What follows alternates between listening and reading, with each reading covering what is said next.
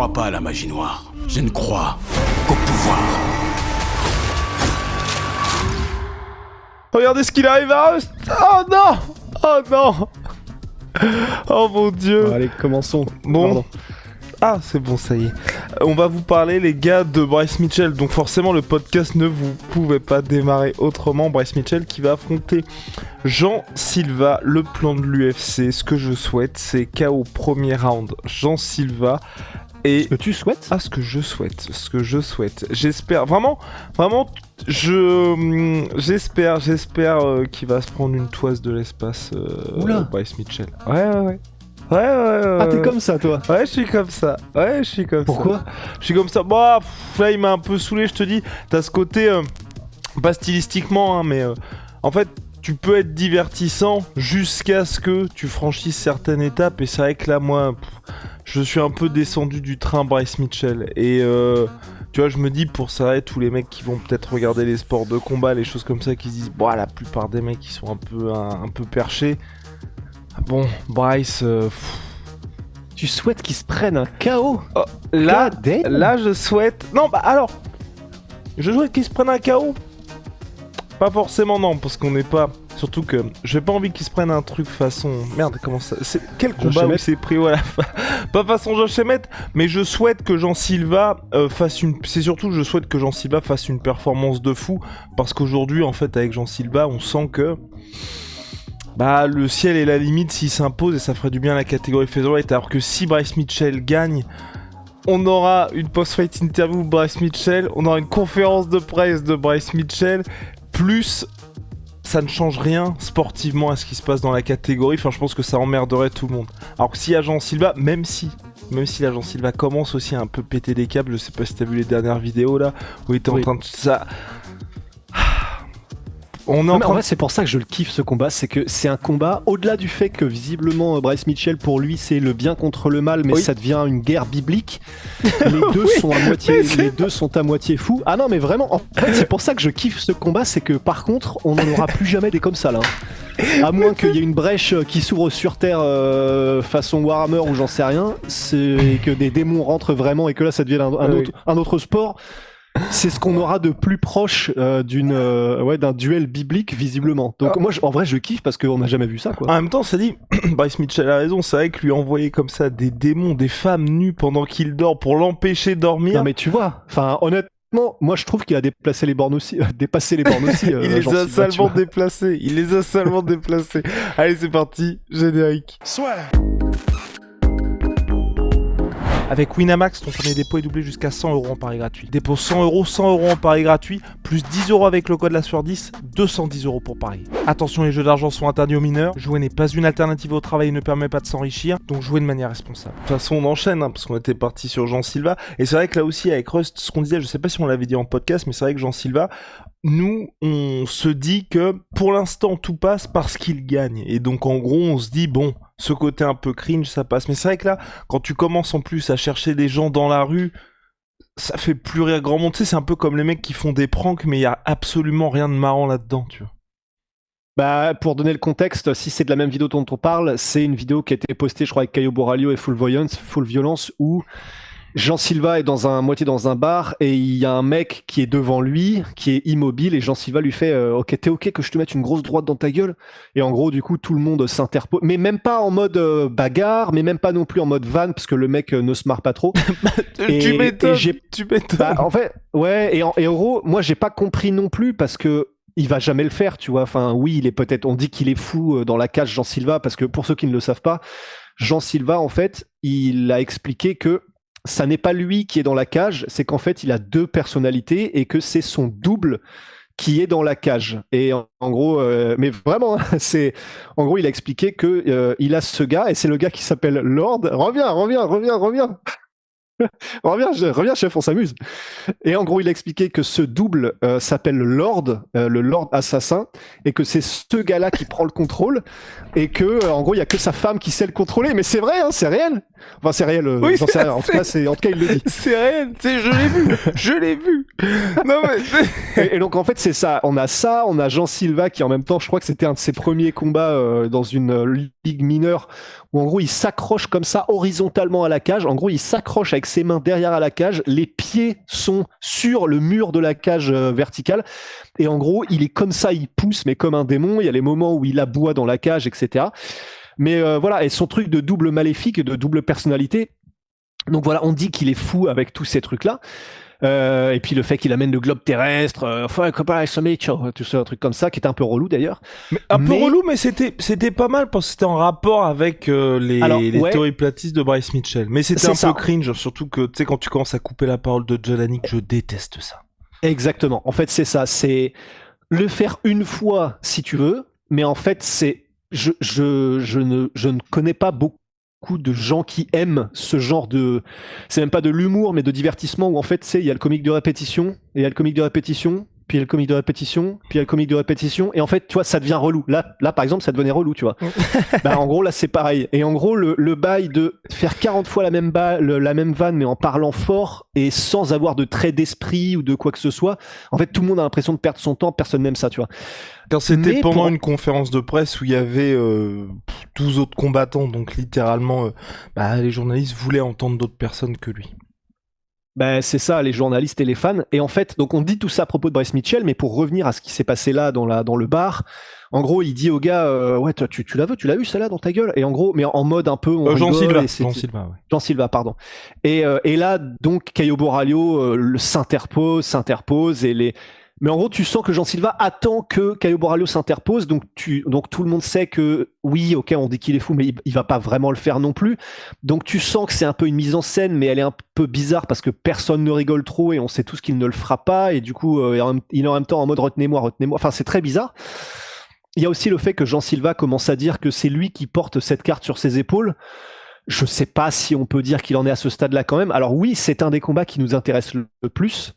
De là à dire qu'il porte l'événement sur ses épaules, comme Conor McGregor porte un événement quand il est à la tête d'un événement numéroté. C'est pas la même chose. D'ailleurs, il se compare à Conor McGregor quand il dit ça, et il le cite. Donc, on n'en est pas encore là non plus. C'est vrai que c'est un des combats les plus attendus des cartes, si ce n'est le plus attendu. Mais déjà, premièrement, dans le combat, c'est aussi Bryce Mitchell que les gens attendent. C'est la confrontation entre les deux.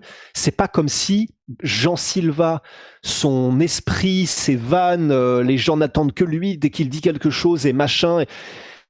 Il s'en approche, c'est vrai, mais c'est pas Conor, faut pas abuser non plus. Et le fait qu'il le dise lui-même et lui-même se lance un peu ses lauriers, ça ne marche effectivement que quand t'es soit Conor, soit équivalent, c'est-à-dire qu'il y a aucun doute sur le fait que verbalement tu doses tout le monde, sportivement tu doses tout le monde, là effectivement ça commence à être le cas, et que tu as cette espèce d'aura où tout le monde est en mode « oh c'est une dinguerie ». Il s'en approche, mais il est pas encore là, et le fait qu'il s'attribue ça, je le kiffe, mais on est vraiment à la limite du cringe, quoi. Mais peut-être qu'avec une grosse performance, il commencera à toucher ça du doigt, et l'UFC a fait exactement ce que Dana White a dit après les déclarations de Bryce Mitchell lors du podcast numéro 1, enfin l'épisode numéro 1 de son podcast, où il disait qu'il allait aller faire de la pêche avec Adolf Hitler. Donc Dana White avait fait une conférence de presse où en gros il a dit que c'était le mec le plus stupide qu'il ait connu, et qu'en gros la beauté de l'UFC c'est que c'est free speech, mais qu'au prochain combat il le mettrait contre un mec qui pourrait le mettre KO. Et donc les matchmakers ils ont fait alors ok, donc il y a eu Ilia Topuria, il s'était pris des knockdowns, ok, il y a eu Josh Emmett KO de l'espace, tiens on va lui mettre Jean Silva qui a tout du combat bourbier donc pour Bryce Mitchell. Et là où moi je suis un petit peu inquiet pour lui, et là on n'est pas d'accord là-dessus, mais moi vraiment je trouvais qu'il répondait bien dans la conférence de presse, mais j'ai ce sentiment qu'il est un peu, pas intimidé, mais tu sens que là ça le pèse un peu ce qu'il y a eu ces déclarations qui à mon sens l'ont complètement dépassé, parce que tout ce qui a suivi, il est passé de Bryce Mitchell, où c'est les gars comme nous qui sont fans hardcore qui le suivons, on est en mode le mec est platiste, le mec est machin, mais on vit avec ça, à aujourd'hui, Bryce Mitchell, t'as plein de gens qui ne le connaissent que pour l'épisode numéro 1 de son podcast, des gens qui l'ont eu à chaque fois, il y a aussi des gars qui le soutiennent, mais il y a quand même beaucoup de gens qui veulent le voir perdre aussi, et le sentiment que Jean Silva, il l'a insulté en conférence de presse, et je sentais un peu un peu oppressé. Alors, pour ce qui est de la conférence de presse, j'avais la sensation qu'il était juste... pas juste, qu'il était un peu... Ouais, peut-être un peu compressé parce que visiblement, même pendant la conférence de presse, et c'est ce qu'il a dit ensuite, c'est Bryce Mitchell a dit le moment où j'ai commencé à évoquer Jésus-Christ, il a commencé à aboyer et à dire fuck Bryce Mitchell. C'est là que j'ai su que j'avais affaire à un démon, tu vois. Et en gros. Bah oui, bah oui, c'est vrai, mais c'est normal, Oui, hein, ça a du sens. Hein. Oui, mais surtout, t'expliques ça quand. Alors, les gars, 2 plus 2, ça fait 4. On va arrêter de peindre. Bah, non, mais en fait, c'est pour expliquer les choses parce que voilà, tu sais, c'est un peu comme dans les univers fantastiques. Oui, c'est du fantastique, mais si l'univers est cohérent, bah tu peux en parler de manière cohérente. Hein. Moi, Warhammer 40 000, je peux en parler de manière cohérente. A priori, voilà, les Xenos et tout ça n'existe pas, tu vois. Sauf que là, on est dans le vrai monde. Bon, alors, sauf que là, on est dans le vrai monde. Mais, en tout cas, pendant la conférence de presse, donc, le fait qu'il sente qu'il est assailli par des forces démoniaques, effectivement, il était un peu sous pression. Il était un peu sous pression, mais par contre. En même temps, qui ne le serait pas dans une non, situation similaire. J'aimerais bien t'y voir. Enfin, donc voilà, c'est compréhensible aussi. Mais là où effectivement on a un désaccord, c'est que, en fait, ok, je sais que ça va être une hot take et je sais que je vais avoir des problèmes pour ce que je vais dire. Mais pour moi, il fait partie de ces catégories de personnes, Bryce Mitchell, où il se dit des trucs mais complètement fous, mais la manière dont il agit dans la vie de tous les jours et ce qu'il fait, bah en fait, c'est pas que ça va contre ce qu'il dit, parce que si tu prends ce qu'il dit et que tu le mets, tu sais, sous vide, en gros, le mec, tu lui files le pouvoir, ça devient, ça y est, en fait, la terre prend feu, tu vois. Mais bah, dans la vie de tous les jours, c'est un mec visiblement tout le monde le kiffe, tous ceux qui le connaissent et qui le côtoient parce que visiblement il est gentil, il aide tout le monde, etc. Il vit dans sa ferme et machin. Il adore les animaux, il est aux petits soins avec son taureau qui s'appelle Twister, j'ai vu la photo tout à l'heure, avec ses poules, avec son machin. Et donc en fait, c'est le cerveau dans ces cas-là fonctionne bizarrement et je pense que je suis pas le seul. C'est que il dit des trucs de malade mental, mais mon cerveau est en mode, mais en fait pour ça, c'est pas que c'est irrécupérable, mais tu sais quand il explique que la gravité n'existe pas, quand il explique que oui c'est ça que la Terre est plate, quand il explique tout ça, en fait c'est tellement n'importe quoi que le cerveau passe outre et trouve presque ça attachant en fait, parce qu'il fait de mal à personne et que à côté de ça, quand il est avec sa communauté et les gens qui lui sont proches dans sa vraie vie, bah, il a l'air d'être quelqu'un de vraiment très bien et tout le monde a l'air de le kiffer. Et donc mon cerveau arrive pas à faire le distinguo, puisque donc ça a l'air d'être quand même ça a l'air d'être un bon gars, tu vois, malgré ce qu'il dit. Putain, le problème c'est qu'il a dit la même chose d'Hitler, mais bon, en tout cas, effectivement, Bryce Mitchell a l'air d'être malgré tout une bonne personne, et c'est pour ça que je pense pas être le seul dans ce cas-là, tu vois. Et c'est pour ça que je pense que c'est assez je sais pas si c'est 50-50, on va pas inventer des stats sortis de nulle part, mais je pense qu'il y a aussi beaucoup de gens qui continuent de se dire, d'en rire, tu vois, mais à ses dépens, mais parce que bah, c'est le jeu aussi, là tu peux pas sortir des trucs comme ça et pas t'attendre à ce qu'on se moque pas de toi, mais beaucoup de gens aussi continuent d'y être attachés parce qu'il est divertissant, qu'en même temps ça a l'air d'être une bonne personne au fond et que juste c'est quelqu'un qui est complètement, qui a l'air d'être un peu n'importe quelle théorie du complot, il l'apprend. Ouais, voilà, c'est ça. Ouais. Ouais, j'arrive pas à ne pas le trouver sympathique. Oui, non, t'as ce côté-là, mais c'est parce que il y a eu cette tech-là dans son podcast et il avait sorti aussi 2 autres dingueries où j'étais en train de me dire. Oui, il y en avait une, si tu veux, c'est peut-être celle-là. Oui, vas-y. Le fait qu'en gros, il va garder son fils chez lui et ne pas l'envoyer à l'école parce qu'il veut pas qu'il devienne sataniste, communiste et gay. C'était pas celle-là, c'était pas celle-là, mais effectivement, allez, on en ajoute une. Non, mais il a sorti 2-3 trucs ces derniers temps où vraiment, j'avais ce côté, bon, y a pas de souci, tu peux sortir tes dingueries, et là, il s'est lâché. Mais Bryce, qu'est-ce parce que tu nous autant sors celle d'avant, bon, alors gay, là par contre, bon, visiblement, il sait pas trop comment ça marche. Enfin, ou alors, bon, il y a de la propagande, etc., woke, etc. Bon, on va pas revenir dessus, ça n'a rien à foutre dans ce dont on est en train de parler. Donc à la limite, ça pourquoi pas. Mais c'est vrai que c'est tout le délire de, je sais pas si c'est ça que t'allais dire, mais littéralement, t'as l'impression que n'importe quelle théorie, là, je sais qu'il y a une théorie qui existe, qui est que les oiseaux n'existent pas. Je pense qu'il peut y attacher. Oh là là. Ouais, birds aren't real. Alors vas-y. Ouais. alors, si j'ai j'ai bien envie compris- de tuer les gens qui écrivent des trucs comme ça. Mais vraiment. Non, mais.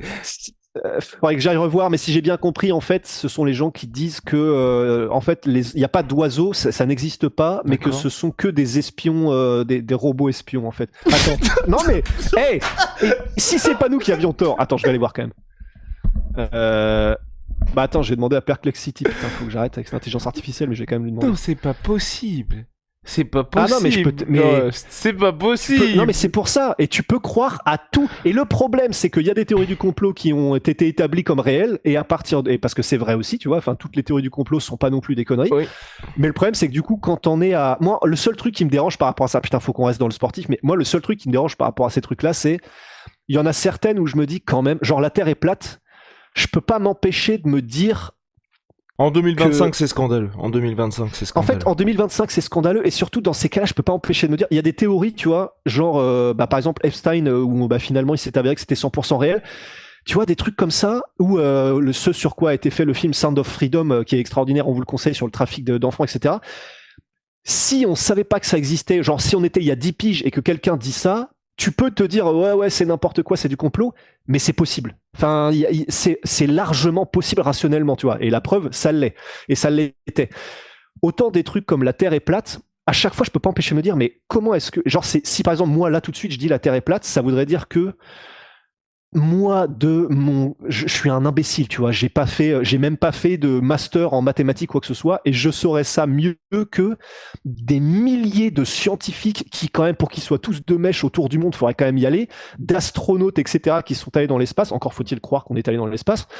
Je me dis putain là c'est chaud. Moi c'est juste pour ça, il y a des théories du complot, et donc comme celle de les oiseaux ne sont pas réels, où je me dis il y a probablement quand même une limite du rationnel, où tu te dis c'est pas possible, tu vois, enfin la Terre est plate, tu peux pas, ouais, Non, c'est mais démontrable en plus. Bah c'est ça, c'est ce que je trouve toujours très compliqué avec ces trucs-là, c'est que tu te dis qu'en plus pour avoir ce discours-là, c'est que t'as passé du temps à poncer le sujet, tu vois. Donc t'as poncé le sujet et que le 1 plus 1, preuve irréfutable. Non, la Terre est plate, les gars, on vous mitonne depuis des années. Donc bref, donc c'est pour ça que, non, que le petit Bryce Mitchell, mais on va, en tout cas ce qui est sûr, c'est que les gars ils jouent vraiment très gros contre Jean Silva, parce que là ce sera, tu vois, là pour le coup, comme en conférence de presse où je le trouvais un peu oppressé, mais en même temps force du mal, enfin je veux dire là, honnêtement, hein, il y a une personne en commentaire qui dans la même situation ne serait pas un peu oppressée, voilà, je vous mets au défi, mais s'il perd, oh là là là là là là là, s'il perd, c'est très très Bryce chaud. Mitchell, hein. Ouais, parce que t'as le côté, t'es dos au mur où là, faut vraiment pas te rater, désavoué aussi vraiment, et salement par Dana White, où il a même commencé la conférence de presse pour dire le mec est complètement stupide. Quand je dis ça, c'est, il n'a jamais fait ça pour Conor McGregor quand il a été condamné, il n'a jamais fait ça pour John Jones. Là, c'est, avant même que les journalistes lui posent la question, prise de parole de Dana White par rapport à Bryce Mitchell. T'as ce matchmaking qui est pas forcément évident pour toi, et donc tu te retrouves sous le feu des projecteurs pour de l'extra sportif, et si en plus tu perds, on connaît les fans de MMA, pour se relever de ça, je pense que c'est assez compliqué. putain, en vrai je pense même pas. Ah ouais? Bah en fait, S'il perd, je suis dans. S'il perd. Hein. Ouais, s'il Ouais. perd. Bah c'est dit. Parce qu'en fait, oui, je c'est me vrai, dis- la défaite n'existe pas, pardon. Bah non, mais en fait, c'est parce que je me dis, un mec comme Bryce Mitchell, en réalité, il restera divertissant quoi qu'il arrive, puisqu'on l'a même pas évoqué, mais il s'entraîne la majorité du temps dans sa ferme. C'est-à-dire que beaucoup de ses workouts, alors il a des vrais workouts d'athlète professionnel, faut pas non plus abuser, et il s'entraîne avec dans des clubs d'MMA, etc. Mais il passe énormément de temps dans ses journées et dans ses semaines à travailler dans sa ferme, c'est-à-dire à s'occuper de ses poules, il a des vaches, il fait le foin, il est cultivateur, il a des cochons, il s'occupe de monter des trucs, de construire des trucs, machin. Et donc c'est quand même quelqu'un qui est top 15 UFC en s'entraînant dans sa ferme 80% du temps, quand même. Et 95% du temps, effectivement. Mais explique-nous d'ailleurs comment il s'était blessé un coup en faisant des travaux manuels. Explique-nous. Oui, alors il s'était explosé une couille avec une perceuse. En fait, il était en train de faire le toit de sa grange. Et il a fait une mauvaise manipulation avec sa perceuse qu'il a voulu ranger dans son jean. Et en gros, voilà, il l'a mise en marche près d'une testicule. Celle-ci a explosé. Et par contre, respect, c'est quand même lui qui a été obligé, en même temps il n'avait pas le choix, mais de redescendre. Et lui-même, avec une testicule explosée et heureusement, il a quand même eu la présence d'esprit de mettre la perceuse dans l'autre sens et d'ensuite la mettre en marche pour que du coup ça se désengage de ses testicules. Mais oui, et ensuite il est allé aux urgences lui-même et il s'est fait recoudre. Mais après ça s'est bien passé. Heureusement, il expliquait que lui sa vraie peur c'était que ça avait été que c'eût été le pénis. Ça ne l'était pas. Mais oui, voilà, c'est Bryce Mitchell dans le texte, quoi. Mais donc c'est quand même quelqu'un. Tu te dis putain, il faut quand même avoir une dose de talent. Là, toute blague à part, pour être top 15 UFC et faire des choses comme il les fait à une grosse partie du roster quand même en featherweight, pardon, c'est quand même quelque chose pour un gars qui a cette manière de s'entraîner. Il est pas, de temps en temps, il fait des petits allers-retours à Extreme Couture notamment. Il a un jean qui est un jean de MMA qui a l'air, je crois que c'est à Reno ou un truc comme ça, pas loin de là où il habite. Sinon, il a sa salle de MMA chez lui, il me semble. Mais pour quelqu'un qui a ces conditions de travail-là, d'entraînement, et que c'est comme ça qu'il procède, en vrai, c'est impressionnant le niveau qu'il a réussi à atteindre et sa place dans le classement qui n'est pas imméritée. Ce qu'il fait à Danny Gay, c'est magnifique, par exemple, tu vois. Il était classé dans le top 15, Ryan Hall? Je crois que oui. Donc Ryan Hall qui avait un excellent JJB et que tout allait bien pour lui jusqu'à ce qu'il croise Ilia Topuria. Exactement. Oui. Où vraiment le mec s'est fait poncer. C'est un des trucs les plus violents de l'histoire. Oui. Enfin, peut-être pas de l'histoire, mais ground and pound vraiment sévère. Ouais, il était top 15, hein? Non, il alors... Bah... Ryan Hall, le meilleur classement de Ryan Hall, apparemment, c'était numéro 18 en featherweight à l'UFC, qu'il a achevé en avril 2020. Certaines sources disent qu'il a été en numéro 12 featherweight, mais enfin... Mais c'était pas officiel, apparemment. D'accord, ok. Bon. Non, mais c'est plus pour ça, quand t'es très très bon dans un domaine en particulier, ça peut avoir ses limites aussi. Donc voilà, mais on va suivre tout ça. Franchement, c'est un des combats. Ce combat, le face-à-face, j'ai vraiment hâte. En fait, j'ai hâte de plusieurs choses. L'entrée de Bryce Mitchell, pour voir si on est sur du 50-50 en termes de salle ou pas. Ensuite, le face-à-face qu'il y aura lors de l'annonce de Bruce Buffer, si les mecs vont déjà se rentrer dedans. Ensuite, le combat en lui-même, parce que ça risque d'être passionnant. Puis le résultat où... Ça peut être incroyable. Hein. Ça peut vraiment être incroyable. Mais c'est pour ça, en vrai, il y a tellement d'inconnus que ça peut vraiment être fou. Mais pardon, et puis en plus on s'est écarté. La raison pour laquelle je pense que qu'il perde, même s'il perd, c'est pas très grave pour Bryce Mitchell, c'est que c'est devenu tellement une personnalité originale et à part entière, un ovni un peu même à l'UFC, qui visiblement, là, tu vois, c'est pas comme un Derek Lewis qui il est pas très bon, c'est juste qu'il a de la dynamique dans les points. Bryce Mitchell, on l'a vu qu'il avait un très très bon niveau technique, donc ça veut dire qu'il va probablement, à moins qu'il perde son menton, ça veut dire qu'il va probablement rester quand même à un bon niveau à l'UFC pendant longtemps. Donc il va pouvoir proposer des choses qui sont sportivement intéressantes. Il a une personnalité qui fait parler et pour l'UFC c'est tout bénef. Et là, il aura perdu contre un mec qui, et c'est pas contre le boulanger du coin qui vient d'être signé, tu vois. Il aura perdu contre un mec qui est quand même sur une lancée monstrueuse et dont on voit atteindre les sommets. Donc pour moi, c'est pas si grave s'il perd en vrai. Alright. Ouais, non, à suivre. Pour moi, c'est Bryce Mitchell, comme Sean Strickland, comme Colby Covington, tu vois, ça fait partie de ces gars, comme ce ne sont pas les plus spectaculaires dans la cage, quand ils affrontent des gars... Bryce Mitchell, hein. Quand ils affrontent des gars top. C'est plus dans ce sens-là. Parce que tu penses pas divertissant ou pas efficace? Parce que même contre Topuria, c'était un super combat. C'est vrai contre Josh Emmett, c'était intéressant. Non, en vrai, c'est jamais ennuyeux. C'est vrai. Non, mais quand ça se passe bien pour lui, tu vois. Quand ça se passe bien pour lui. C'est plus... Quand ça se passe mal, il se fait juste éclater, mais c'est pas ennuyeux. Oui, non, c'est vrai. Mais plus pour lui, pour, on va dire, garnir ses highlights. Et en gros, je disais plus, tu vois, quand les gars font parler d'eux parce qu'ils disent derrière un micro, à partir du moment où tu perds, tu tombes en désuétude, mais les gens ont tendance à...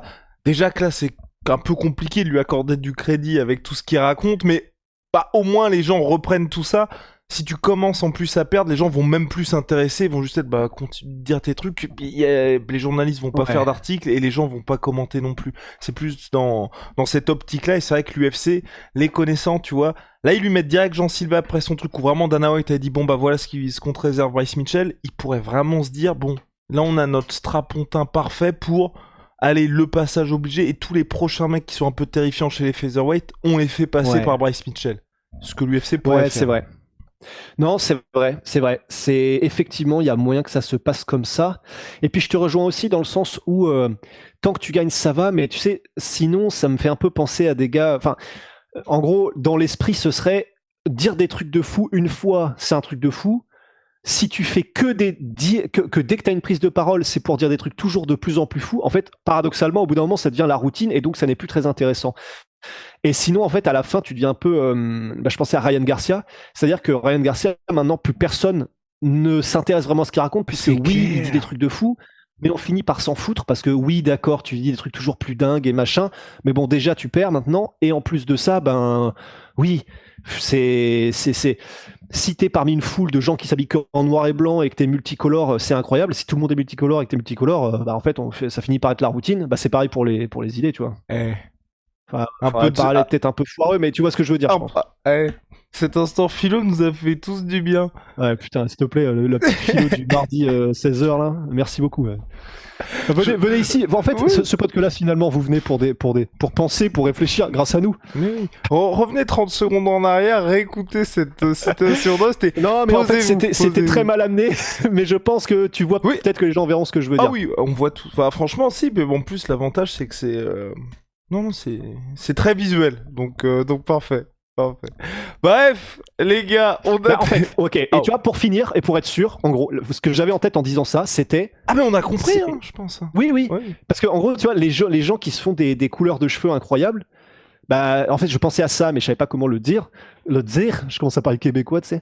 Mais c'est que quelqu'un qui a les cheveux bleus dans la rue, bah oui, forcément, c'est incroyable. Mais si tout le monde a les cheveux de plein de couleurs différentes, en fait, tu finis, enfin, ça devient la routine et tout le monde s'en fout. C'est exactement la même chose que je viens de dire, du coup, c'est ça? Oui, c'est exactement. Bon, ouais, il est temps qu'on arrête ce podcast. Non, mais si, faut pas qu'on réfléchisse trop en dehors du MMA. C'est un peu comme si tout le monde avait des chaussures blanches et qu'un jour il y a un mec qui arrive avec des chaussures noires.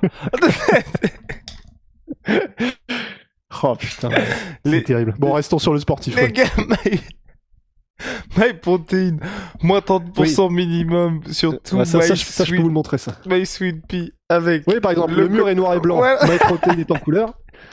Bon, comique de répétition, ouais, comme Jean Silva.